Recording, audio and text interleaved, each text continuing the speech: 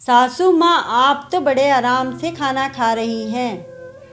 Mummy जी पता नहीं अब खाना खाएंगी कि नहीं खाएंगी। रूही बैठे बैठे सोच रही थी, क्योंकि अभी अभी सास ससुर में किसी बात को लेकर जोरदार तकरार हुई थी। पापा जी तो अपने समय से ही खा लेते थे।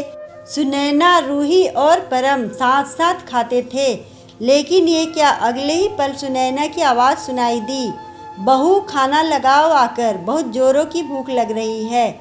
आई मम्मी जी, और रूही ने जल्दी से खाना लगा दिया। आज परम तो अपने ऑफिस के काम से बाहर गया हुआ था, तो बची अकेली सास बहू। अरे मम्मी, अभी तो आपका पापा से झगड़ा हो रहा था और अभी अभी आप इतना मस्त होकर खाना खा रही हो कि महसूस ही नहीं हो रहा। अभी थोड़ी देर पहले आप लोगों की जोरदार बहसबाजी हो रही थी।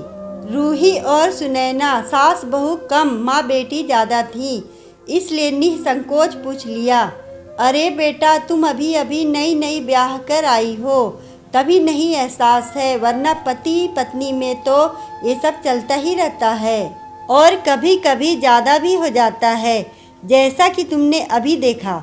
लेकिन गुस्सा खाने पर थोड़े ना निकालूंगी। सुनैना बेपरवाही से बोली, वो बात तो ठीक है मम्मी जी, लेकिन फिर भी दिल तो आहत होता ही है। मेरे तो गुस्से में एक कौर भी नीचे नहीं उतरता।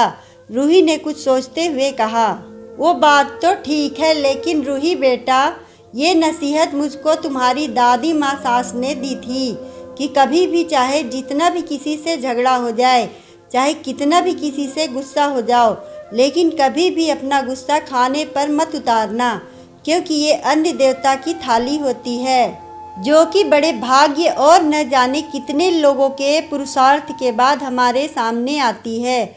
और अगर इसका अपमान करोगे तो माँ अन्नपूर्णा रुष्ट हो जाएंगी और दूसरे खाना खा लेने के बाद गुस्सा भी अपने आप ही शांत हो जाता है।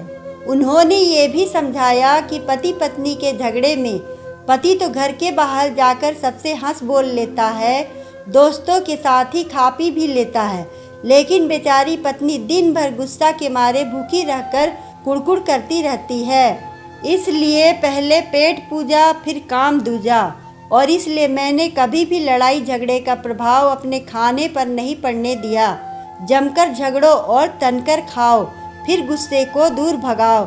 सुनैना ने हंसते हुए कहा, अरे वाह मम्मी जी, ये तो नसीहत आपने सचमुच बढ़िया दी है। मैं भी इस नसीहत को अपनी गांठ में बांध लेती हूँ, वरना मैं तो अपना गुस्सा खाने पर ही उतार देती थी, लेकिन अब नहीं।